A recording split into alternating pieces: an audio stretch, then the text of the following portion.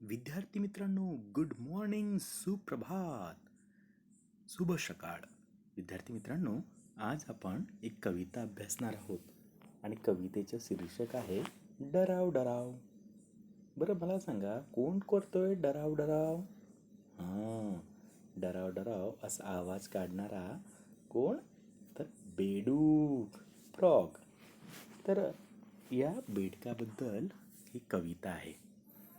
या चित्रामध्ये तुम्ही पाहू शकाल एक बेडूक आणि तिच्यासमोर एक लहानगी मुलगी आहे आणि या कवितेचं नाव आहे डराव डराव. तर आधी आपण या कवितेचं वाचन करूया. अगदी लयबद्ध म्हणायचं आहे बरं का, आणि तुम्हाला पाठांतर सुद्धा करायचं आहे. रिकाम्या जागा वगैरे विचारल्या तर तुम्हाला ही कविता पाठांतर असलेली बरी. तो देखिए, ये कविता का मैं लयबद्ध तरीके से बोलूँगा, आपको भी उसी तरीके से बोलना है. डराव डराव डराव डराव का ओरडता उगाच राव. डराव डराव डराव डराव. पत्ता तुमचा नव्हता काल. पत्ता तुमचा नव्हता काल. कोठून आला सांगा नाव. धो धो पाऊस पडला फार. धो धो पाऊस पडला फार. तुडुंब भरला पहा तलाव. सुरू जाहली अमुची नाव. आनिक तुमची डराव डराव. डराव डराव डराव डराव. बटबटीत डोळ्यांचे ध्यान. विचित्र तुमचे दिसते राव. बटबटीत डोळ्यांचे ध्यान. विचित्र तुमचे दिसते राव. सांगा तुमच्या मनात काय. ही घ्या छत्री, ही घ्या नाव. जा गाठा जा अपुला गाव. आणि थांबवा डराव डराव. डराव डराव डराव डराव. काही विद्यार्थी मित्रांनो, अशा पद्धतीने ही कविता तुम्ही पाठांतर करायची आहे. तर विद्यार्थी मित्रांनो, आता आपण या कवितेचं स्पष्टीकरण बघूया. डराव डराव म्हणजेच काय? तर बेडूक जेव्हा पावसाळ्याला सुरुवात होते ना, तर त्याची डराव डराव सुद्धा सुरू होत असते. जब रेनी सीजन चालू हो जाता है, रेनी सीजन जैसे ही चालू हो जाता है, पानी जमने लगता है, तो जो मेंढक होता है, मेंढक की डराव डराव चालू हो जाती है. तर कवितेचा पहिल्या कडव्याचा अर्थ बघा. फर्स्ट स्टांजा का अर्थ देखिए. डराव डराव डराव डराव, यानी कि डराव डराव ऐसा आवाज निकल रहा है अभी. का ओरडता उगाच राव. ही कवितेतील मुलगी म्हणते त्या बेडकाला की हे डराव डराव डराव डराव असं कशाला उगाच ओरडताय तुम्ही. क्यों ऐसे बार बार चिल्ला रहे हो, डराव डराव डराव डराव करके. पत्ता तुमचा नव्हता काल. कल तक के तो तुम्हारा पत्ता ही नहीं था. कहाँ पर थे, कहीं पर मालूमात ही नहीं था. म्हणजे कालपर्यंत तर तुमचा काहीच पत्ता नव्हता. बरं, कोठून आला सांगा नाव. बरं, कुठून आलात तुम्ही. यानी वो लड़की मेंढक को पूछ रही है कि कहाँ से आए हो तुम, कल तक के तो कोई मालूमात ही नहीं थी. सांगा नाव, तुमचं नाव सांगा बरं, कुठून आलात, कहाँ से आए हो तुम, नाम बताओ. धो धो पाऊस पडला फार. और कल तो बहुत ही बारिश हुई. धो धो यानी कि जमकर बारिश हुई. काल खूप धो धो पाऊस पडला फार, खूप पाऊस पडला. तुडुंब भरला पहा तलाव. आणि त्या कालच्या पावसाने तर पूर्ण तलावच भरला. तुडुंब तुडुंब म्हणजेच पूर्ण. तुडुंब भरला पहा तलाव. सुरू जाहली अमुची नाव. और हमारी नैया भी चालू हो गई. लहान मुलं खेळ खेळतात ना, पाण्यामध्ये नौका सोडतात, कागदी नौका, कागदी जहाज तयार करतात आणि मग ते पाण्याच्या प्रवाहात सोडतात. सुरू जाहली अमुची नाव. आम्ही सुद्धा नावा तयार केल्यात बरं का, आणि ते नाव आता मी पाण्यात सोडतो.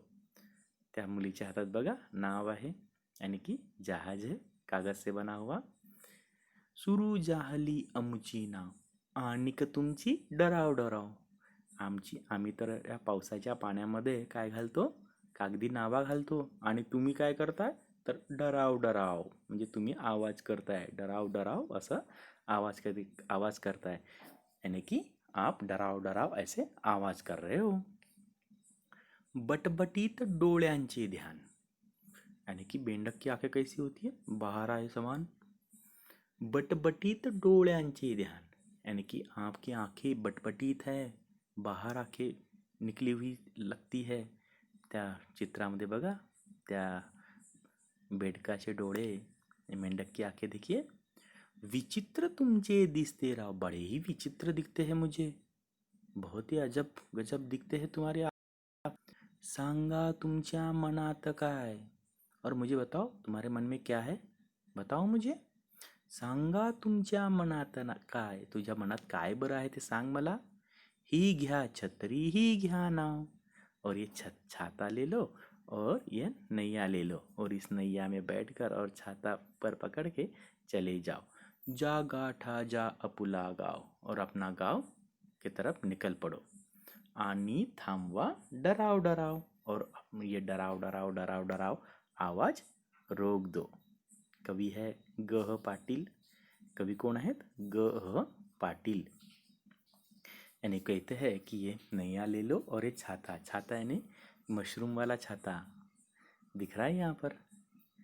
जा गाठा जा अपुलाव, और जाओ अपने गांव चले जाओ इस नैया में बैठकर.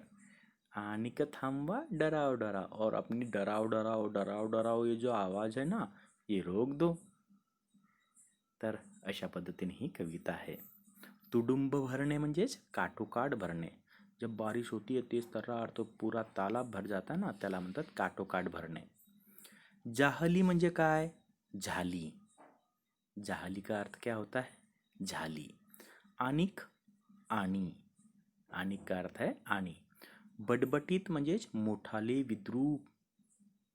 बेडकाचे मोठा बेडूक जर असेल ना, त्याचे डोळे असे बाहेर आलेले असतात, खूपच म्हणजे विद्रूप दिसतात किंवा असं खूप मोठे मोठे दिसतात.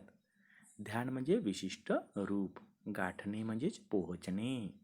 अपुला म्हणजे आपला, स्वतःचा. विद्यार्थी मित्रांनो, या ठिकाणी काही प्रश्न दिलेले आहेत.